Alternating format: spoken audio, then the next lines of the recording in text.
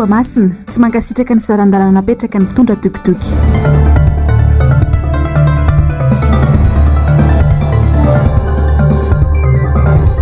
Psihiatra ekonomika mila tohana amin'ny lafiny maro.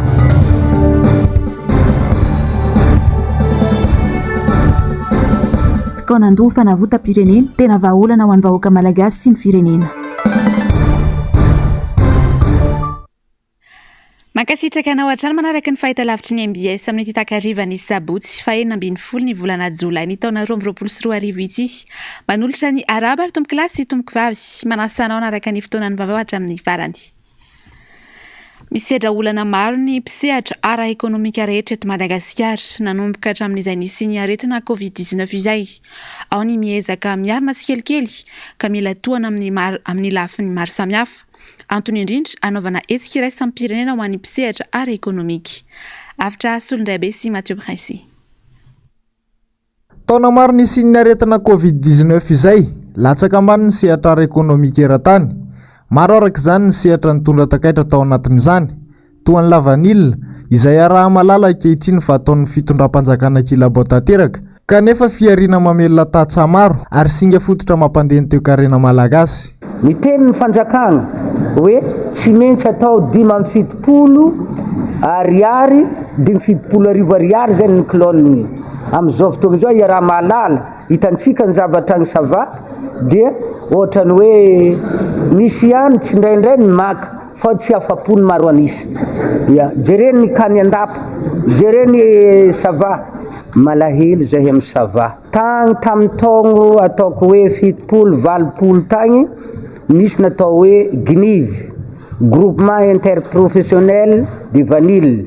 Nametraka lamy ary tamin'izay capitale de la vanille Antalaha.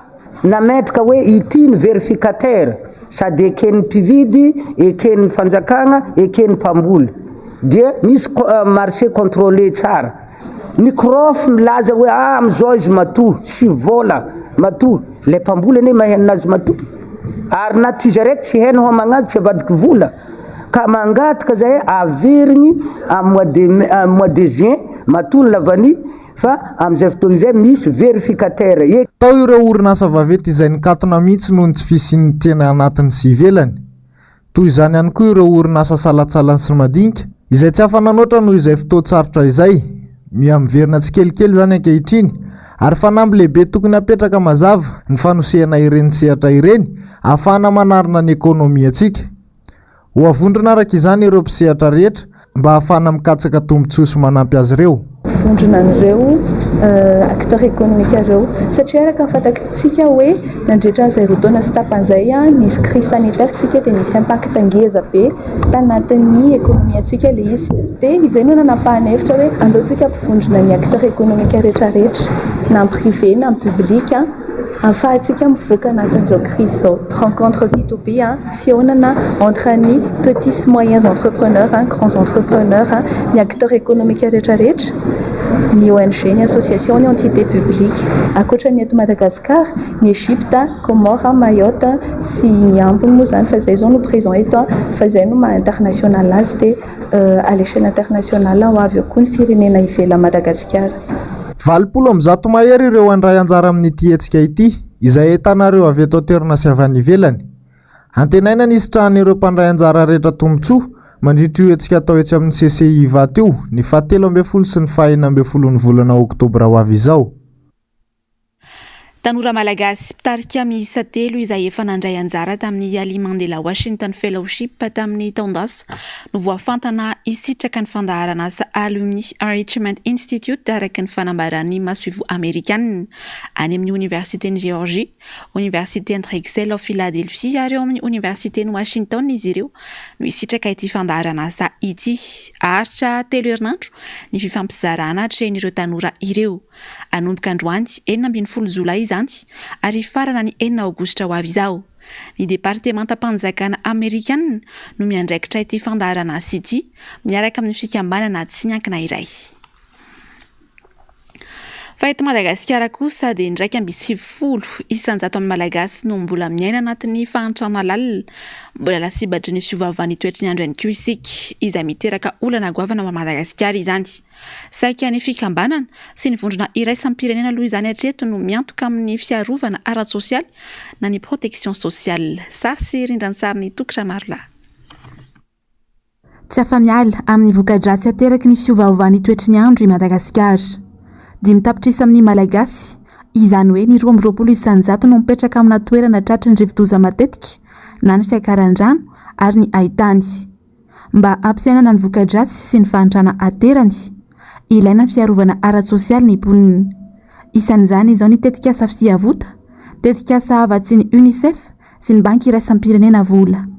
Tetikasa izay nanomboka ny taona 2012 ho famahana ny olana ara-tsakafo nateraky El Niño. Hatramin'ny taona 2012 vola mitentana 50 tapitrisa $, no efa nomeny banky iraisam-pirenena Madagasikara. Raha mitentana 10 tapitrisa $, kosa ny avy amin'ny UNICEF. Ny tiako marihana aloha ny banky iraisam-pirenena dia tsy acteur humanitaire zany fa partenaire de développement, izany hoe ny zavatra vatsiana vola dia mandeha makany amin'ny développement, makany amin'ny fampandrosoana. Ny tiako hiaviana ao anatin'izay dia ny programme vatsin'ny banky iraisam-pirenena amin'izao fotoana izao amin'ny lafin'ny fiainana ara-tsosialy dia ny atao hoe projet filet sociaux de sécurité. Misy programme vitsivitsy moa anatin'ireo, anisan'izay ny fiavota any atsimo.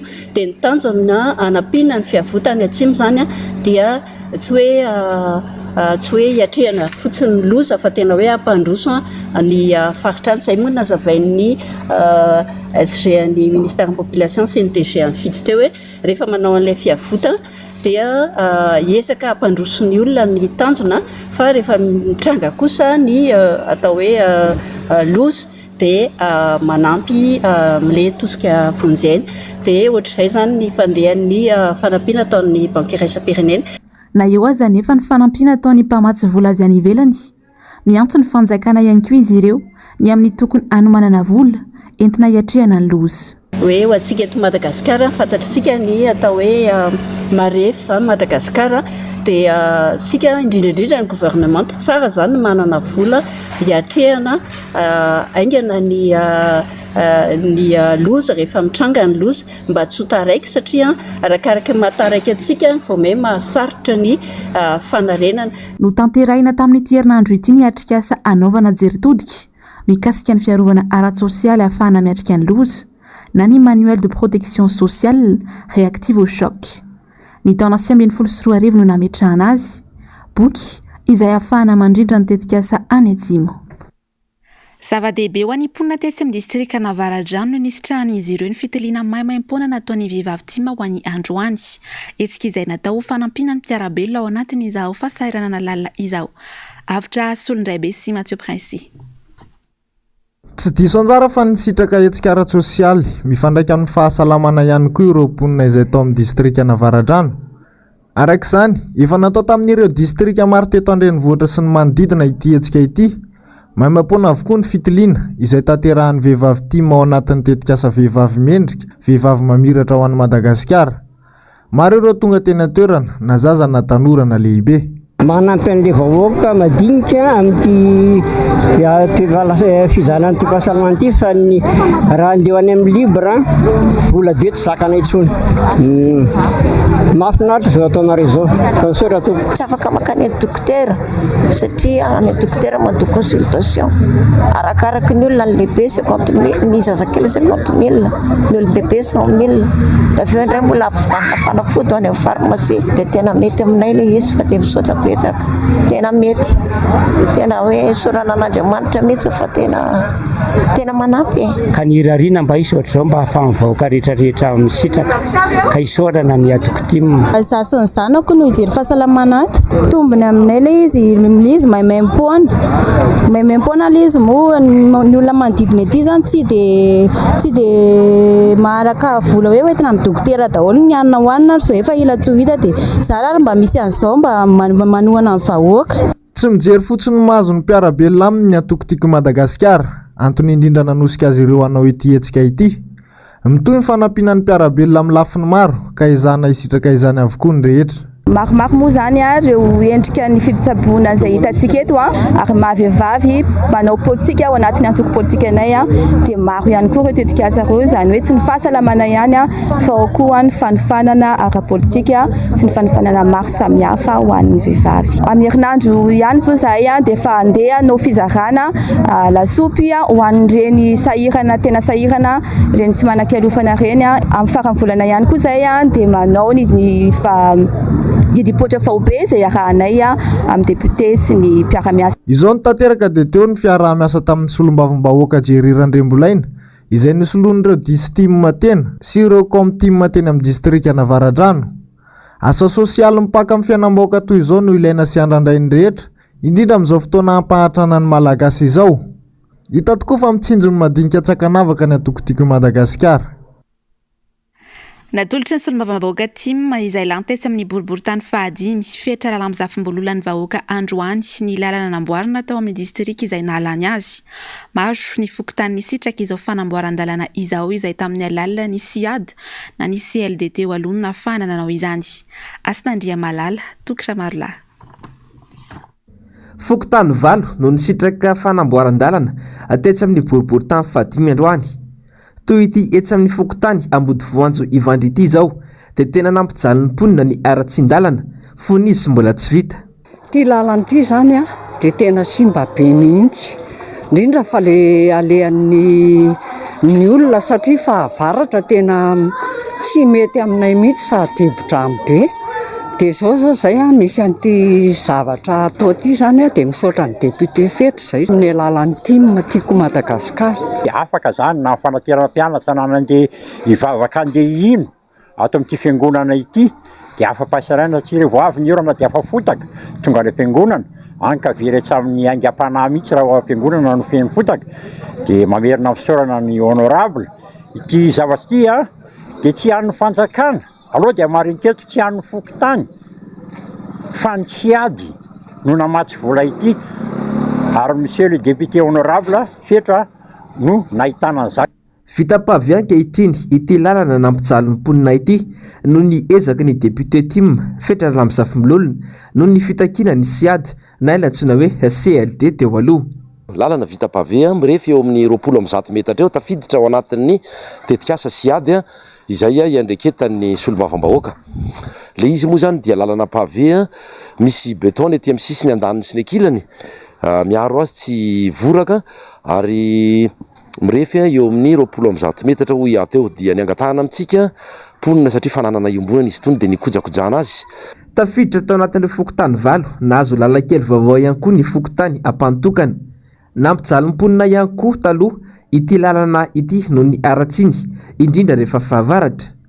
Ny fokontany ampantokana dia anisan'ireo fokontany valo ny sitraka izao foto-drafitra izao. Dia ao ny Anjanahary 2A, ao ny Anjanahary 2O dia Anjanahary 2N dia misy Manjakaray 2C, Manjakaray 2B ary ny Manjakaray 2D. Ankoatran'izay zany hoe valo ny totaly ny toerana nanatanterahana izay tetikasa SIAD zay mba hanampiana ny vahoaka amin'izay le hoe fanamorana ny fivezivezena izay. Ny lalankely etsy Anjanahary dia nahazo ny anjarany ihany koa ka 830 metatra ity lalankely nasy-panavozana ity. Manoloana ny fiakaran'ny vidisoloka dia niteraka savorivory tao Toamasina ny sarandalany bajaja na ny tuk-tuk. Tsy nakasitrahany mpitondra tuk-tuk moa ny fanampahan-kevitra noraisin'ny tompona ndraiky mpanjakana nandritra ny fivoriana izay natanterahany izy ireo ny alakamisy lasa teo. Sary sy rindran-tsary ny Manora Andrimalala. Ny alakamisy lasa teo no nisy ny fivoriana teo amin'ny lapan'ny faritra Atsinanana mikasika ny sarandalany tuk-tuk eto Toamasina. Fivoriana izay niarahany mpiantsehatra amin'ny tuk-tuk sy ny fanjakana. Ka rehefa nalefa ny fifampidiniana teto dia tapaka zany izay tsy ny tenanaina napaka anazy fa ny mpiantsehatra rehetrarehetra teto dia tapaka zany fa manomboka amin'ny mason'andro Androany dia ny tuk-tuk elektrika dia ferana ho 700 ariary ny frais ary mahazo miasa manerana ny tampotananan'ny Toamasina. Ny tuk-tuk mandeha amin'ny lasantsy kosa dia tapaka teto fa 310 ariary ny frais eto an-tampotanànany Tomasina fa 510 ariary ny frais raha mivoaka ny Tomasina. Manoloana ity fanapa-kevitra ity anefa milaza ho diso fanantenana mpiantsehatra amin'ny tukutuky fanerena ankolaka nisy hoy izy ireo fa efa tapaka mialon'ny fivoriana ny mikasika ny sarandalana. Dia saritsarina fihaonana zany hoe tsy nisy fandraisam-pitenenana azony natao tao fa sahala amin'ny zavatra efa vonona naroso anay tsy afaka ny teny zay hoe mety zany na tsy mety zay mahatonga anay tsy afaka naraka ny faharoa raha ny zavatra natenainay omaly hoe ray aman-dreny zareo mahafantatra ny fahasiaranam-bahoaka ka hiantso anay anome vahaolana ho anay kinanjo zavatra mifamadika amin'izany no natao tao. Ohatra resaka fiakarana essence resana tao navadika anjareo nakany amin'ny tsy fahazahoana miasa alina. Tsy zahay mpisehatra ao anatin'le izy nanao ilay tsangatanana nandany ilay 6005 fa olombitsy ary tsy nieritreretinay hoe izy zareo ny anao tsangatanana nisy tsangatananao fa raha nisy ny fanapahanany hoe 6005 zahay rehetra reo no nanapaka fa tsy zahay vitsivitsina reo olona reo tao fa zay zany eto dia mijanona amin'ity prix ty 7005 ary tsy hoe zahay no manao an'izay fa ireo vahoaka entinay ireo. Tsy mankasitraka ny famelana malalaka ny tukutuky mandeha amin'ny herinaratra manerana ny Toamasina ihany koa moa ireto mpitondra tukutuky mandeha solika ireto. Ny parsilance ireto soferna parsilance sy ny soferna piaggio fianakaviana ray ihany zahay ireo ndraindray ireo mifindra atao amin'ny piaggio ray mifindra parsilance zany ireo ka noho izany misy fiarahamonina zay efa nalamina nisy hatramin'izay zay tsy misy maharatsy azy fa maninona ianao mpitondra zay misy amin'izao fotoana zao ndray no anrava fiarahamonina efa milamina amin'izao fotoana zay efa nisy hatramin'izay. Hatramin'izao aloha mbola miankina amin'ny mpamily sy ny mpandeha ihany ny sarandalana any an-toerana izany hoe miankina amin'ny adivaritra eo amin'ny rotonta. Fanatanjahantena tapitra hatreo aloha izany ny lalan'ny Bariany Madagasikara tamin'ny fiadiana ny tompon-dakany Afrika Kozafa Cup 2024 izay notanterahina tao Afrika Atsimo fa haresena faharoa no azon'ny Barea rehefa lavon'ny Afrika Atsimo ka nampiemitra azy amin'ny laharana fahavalo farany. Fantatra raha ny vaovao fa aorian'izao lalao izao dia hiatrika ny lalao fifanitsanana hiadiana amin'ny tompon-dakany Afrika eo amin'ny samy firenena na ny tranona 2024 ny Bariany Madagasikara ka ny raika amin'ny 3 Jolay ho avy izao no ifandona amin'ny Seychelles amin'ny lalao miverina etsy Mahamasina ny ekipa pirenena malagasy.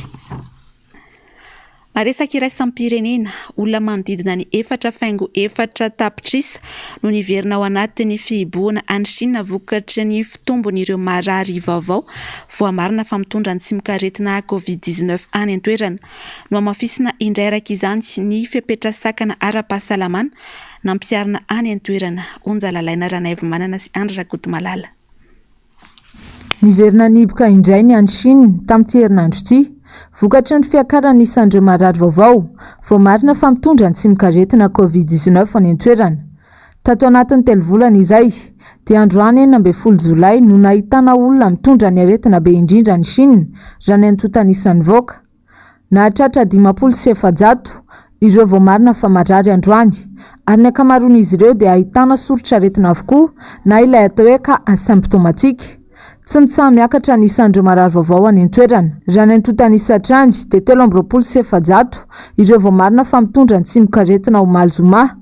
Noho io fitombon'ny marary io dia no amafisina indray ny sakana ara-pahasalamana any amin'ny faritra maromaro any an-toerana. Raha tsy haivina dia anisany efa nampitaraina ireo teratany sinoa ny fahamafisan'ny fepetra ara-pahasalamana petraky ny fanjakana. Olona manodidina ny 4.4 tapitrisa no niverina ao anatin'izay fihiboan'izay any Chine amin'izao fotoan'izao. Nanomboka ny alarobia lasa teo dia efa niatra tamina faritra sasany any Chine izay fiverenana amina fihiboana izay ka anisany efa nampiatra izany ny tany Olanzo. Misy kosa nefa ny faritra sasany no mampiatra ny fihiboana amin'ny ampahany ka anisan'izany ny Anbey, toerana ahitana mponina miisa 9 etsy. Raha ny fanambarana nataon'ny governemanta sinoa dia mihasarotra ny ady amin'ny valinaretina COVID-19 izay miverina mirongatra indray any an-toerana amin'izao fotoan'izao.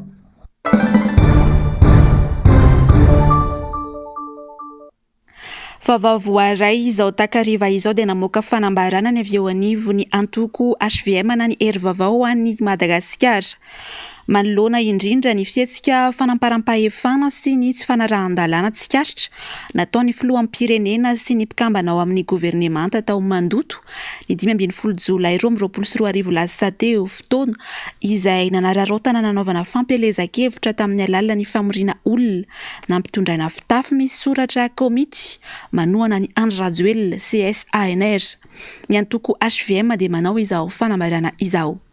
Manameloka tanteraka ny fanitsakitsahana ny lalam-pandrenana indrindra ny 9/7 izay nataony filoham-pirenena amin'ny tsy tokony ampifangaroana ny andraikiny amin'ny maha-asa ny antoko politika misy azy. Mampatsiahy fa ny Praiministra lehibe ny governemanta dia miantoka ny tsy fitanilana amin'ny fitantanan-draharam-panjakana. Mitaky ny HCC sy ny CENI andray ny andraikiny ka anasazy araky ny lalàna ny tompona andraiki-panjakana amin'ny mandika lalàna. Ka aoka mba asehonareo ny vahoaka fa maleo tena tanteraka ianareo satria izany no miantoka ny fahatokisany hery velona rehetra sy ny tsy fiandaniana amin'ny fisahanana ny asa ankiny ny lalàna aminareo. Ny volam-bahoaka dia tsy natao ampiasana amin'ny fampelezan-kevitra sy andrafetana saritsarina demokrasia ka entina anitsakitsahana ny tany-tandalàna. Miantso ny fianakaviam-be iraisam-pirenena anamafy ny fanaraha-maso manoloana ny zava-mitranga ary tsy raitsy kombakomba amin'ny fampahatrana sy ny fanaparam-pahefana atao amin'ny vahoaka malagasy. Efa tonga amin'ny toe-javatra tsy azo ilay ferina intsony ny firenena, miaina ao anaty jadona sy ny didiko fe lehibe ka ny fijalian'ny vahoaka no ararotina anaovana fanaparam-pahefana. Koa miantso ny hery velona rehetra hijoro hiady amin'ny fanaparam-pahefana izay mitady hioro-paka eto amin'ny firenena ary taky ny ara-dalàna sy ny ara-draniny ao anaty fanajana ny soatoavina malagasy. Ny hevitry ny maro no mahatakadavitra. Mifanometanana ho an'ny fampandrosoana. Natao teto Antananarivo androany 12 Jolay 2024. Manao soni ny mpandrindra nasionaly ny antoko HVM Rivo Rakotovao.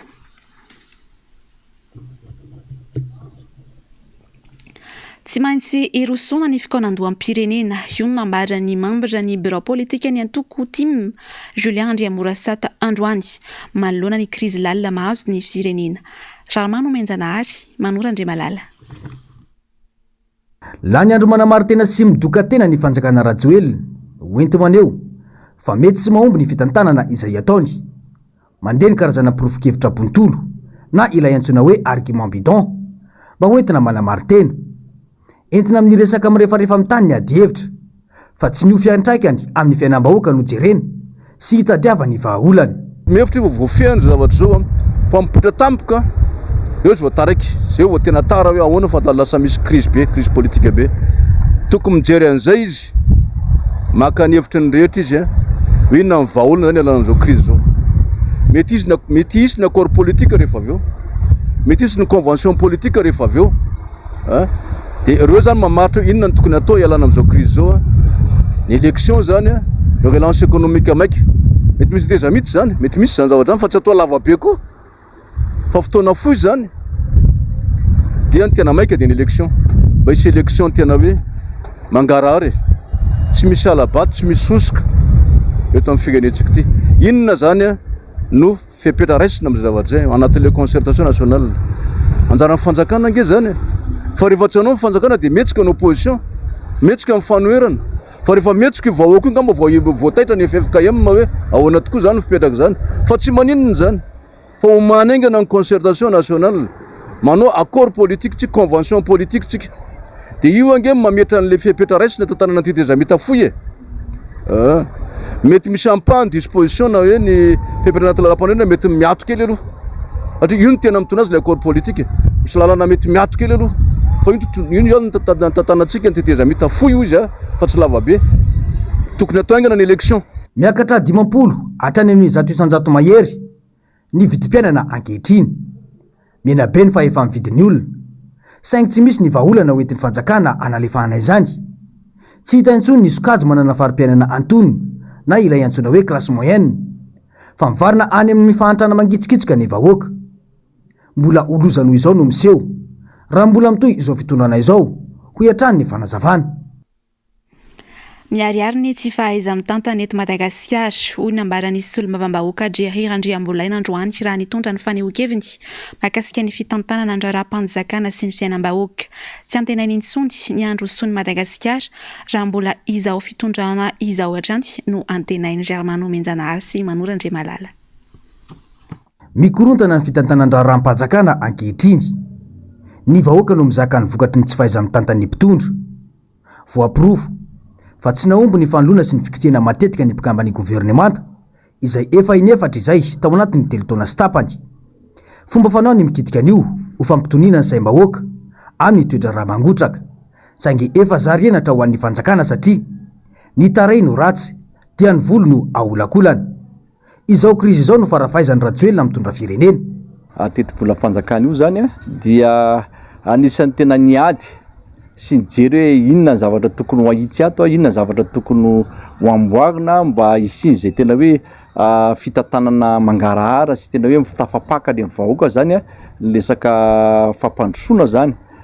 Ary zavatra anisan'ny nanaitra ary nampalahelo dia rehefa vita ny famakana izay commission zay dia nandray fitenenana ny SGN finance dia nilaza fa hoe raha ny fanirian'ny ministra zany dia tsy sokitihana le volavolan-dalanana momba ny teti-bolam-panjakana ho asipanitsiana fa dia amin'ny endriny nanometrahatra anazy tao amin'ny anteny meram-pirenena no endriny olanin'ny député rehetrarehetra zany. Ary zay anisan'ny nanaitra anay député Solombava député mpanohatra dia teo moa zay dia nialan-dahaka zay satria tsy mety aminay le fomba nanaovana an'le izy. Roa andro fotsiny nentina atao hoe namola volana an'le izy raha ny tena araka ny lalàna zany tokony ho 30 andro nafanay mandinika an'izy iny zany. Fa tao anatin'izay roa andro zay dia nijerena malaky zay inona ny tena zavatra mety sy ny tsy mety ato.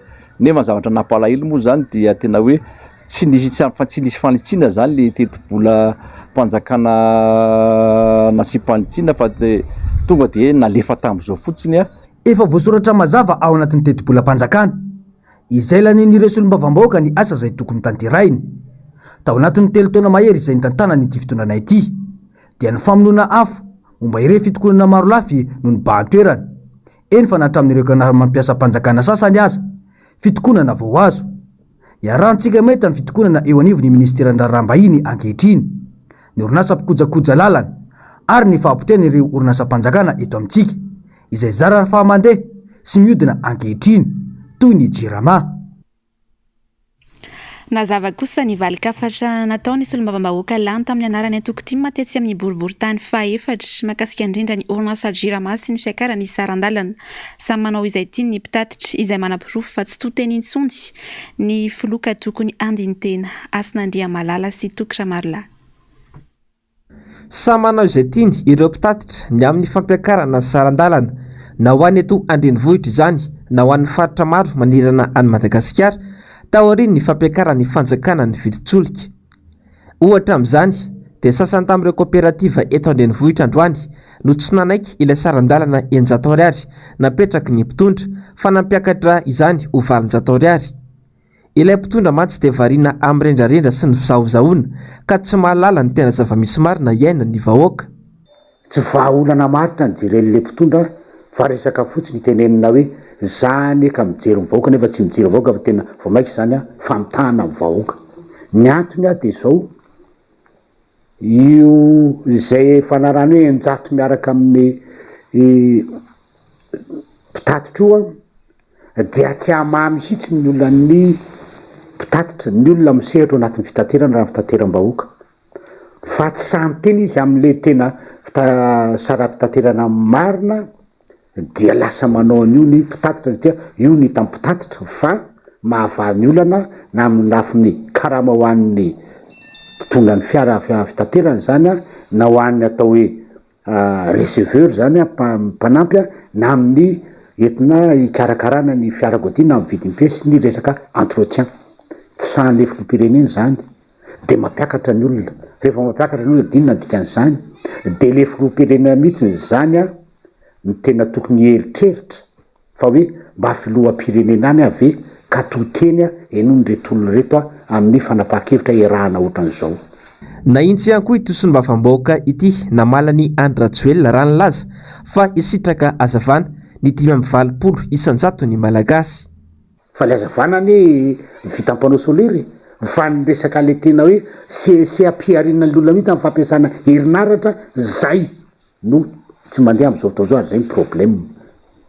Zay zany ny olana ka entina fotsiny zany a entina hitenena no mason'ny vahoaka hoe za mikarakara tsy amahan'le olona fa resaka fampitoniana fotsiny hoe meonay io dia mahazo jiro ny olona vaty le tena jirona le tena jiro tadiavin'io le tadiavin'olo de le herinaratra afahany am'le CAP-arena mampiasa le herinaratra manao soudure mampiasa an'ireny manao an'ireny frigidaire manao yaourt sy ny rehetrarehetra reny raha tena mpitondra izy tena amin'ny détail izy de tonga izy de miteny hoe miala ny misy ny angovo fa tsy nahavaolana satria mena contrat programme contrat de performance izy tonga tao zao mbola mijaly rehefa mena volotrina miala ny DG ny jirama miala dolo ny rehetrarehetra na rehefa tsy vita manao an'izay de manina ohatsy isy ny prime ministre mihitsy ny tokony hieritreritra tokony andiny tena raha fehezina tsy miova mihitsy ny fomba fiasa ilay filoam-pirenena ny fizahozahoana sy ny fisehosehoana ivelany no tena mamaiky azy fa tsy ilay